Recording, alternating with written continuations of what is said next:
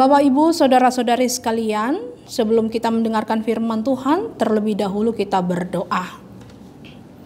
Kasih karunia Tuhan kita Yesus Kristus dan kasih setia Allah Bapa dan persekutuan Roh Kudus menyertai hati dan pikiranmu sekalian. Amin. Firman Tuhan yang menjadi renungan untuk kita pada hari ini, Kamis 16 November 2023, yaitu dari 1 Petrus pasal 4 ayat 8.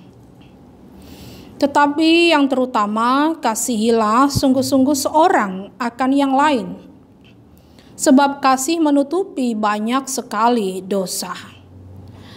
Alai dijoloni saluhut namarsi haholongan situtu mahamu, ai dihukupi haholongan ni rohaido gudang dosa.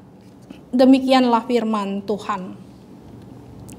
Mencintai dan dicintai sungguh membahagiakan. Siapa yang tidak mau dicinta? Asalkan itu memiliki batasan yang jelas sesuai dengan etika moral dan masih dalam koridor kebenaran firman Tuhan.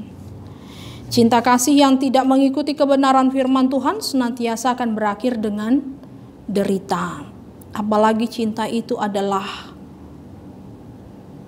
karena perselingkuhan. Tidak akan pernah berakhir bahagia.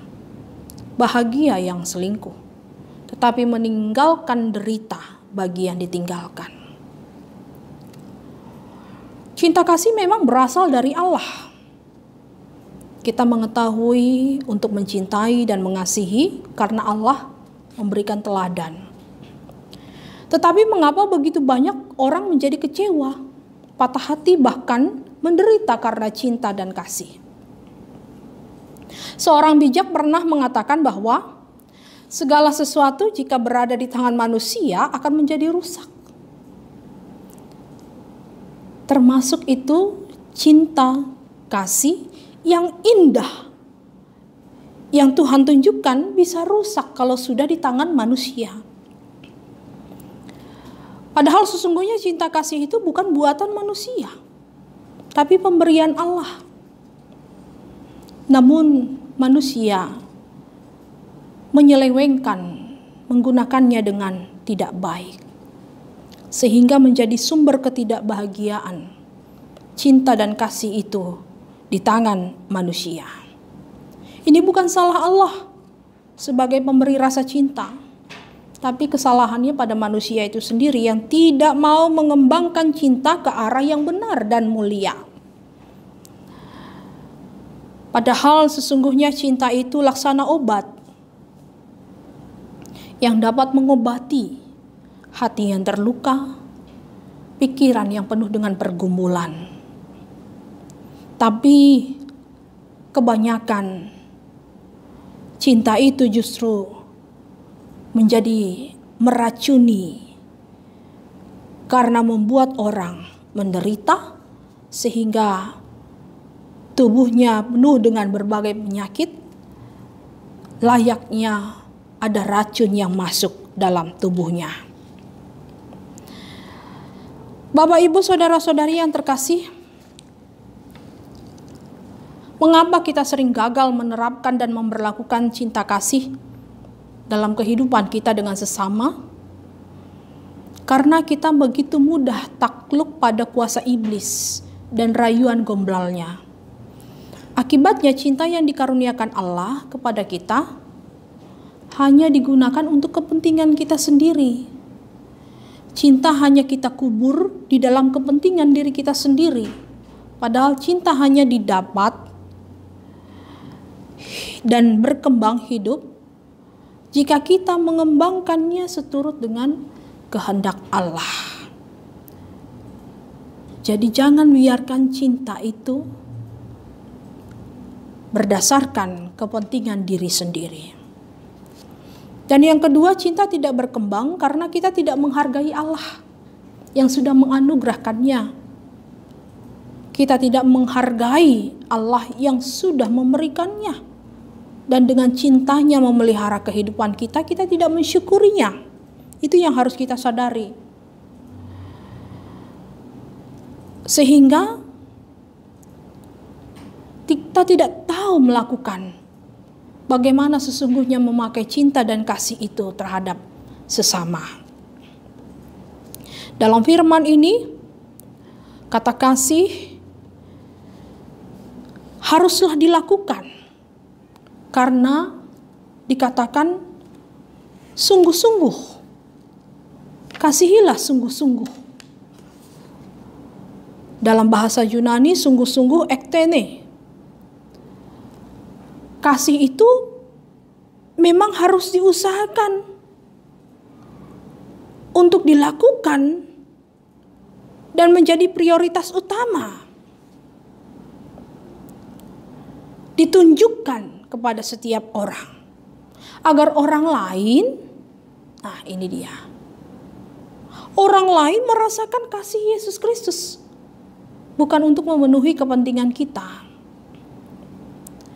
Dan dalam firman ini dengan kita saling mengasihi, bukan berarti kita menutupi segala dosa kita, saling berkompromi untuk menutupi segala dosa kita. Tetapi kita membangunnya, memperbaikinya. Kita mengajak dia untuk hidup seturut dengan kehendak Kristus. Dan kata kasih di sini memakai kata agape. Berarti benar, sesungguhnya kasih itu kita tunjukkan adalah untuk supaya setiap orang merasakan kasih Tuhan. William Barclay mengatakan, kalau kita mengasihi kekurangan, kesalahan, dan dosa orang lain yang kita tahu kebenarannya, kita menjaga, tidak menyebarkannya kepada orang lain, tapi berusaha untuk merahasiakannya. Walaupun dia sudah mengalami pertobatan, kita berusaha untuk merahasiakannya agar dia tetap percaya kepada kita. Itulah kasih Kristus yang menutupi banyak sekali dosa. Kasih Kristus yang membawa setiap orang dan kita yang mengasihi untuk hidup seturut dengan kehendak firman Tuhan. Mari sungguh-sungguh mengasihi seorang akan yang lain, dan mari bersama-sama membangun kehidupan yang seturut dengan kehendak firman Tuhan. Amin. Kita berdoa.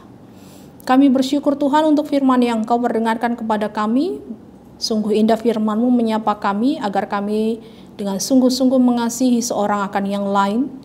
Dan kami boleh saling membangun, saling memperbaiki, saling melengkapi satu sama lain. Agar kehidupan kami, perilaku kami, perkataan kami seturut dengan kehendak firman Tuhan. Bukan membenarkan dosa yang kami lakukan, tetapi memperbaiki agar kami tidak jatuh lagi dalam dosa itu.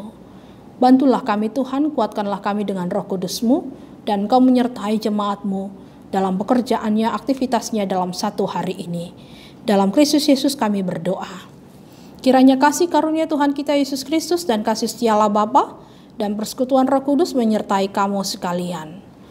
Amin. Selamat beraktivitas. Tuhan Yesus memberkati.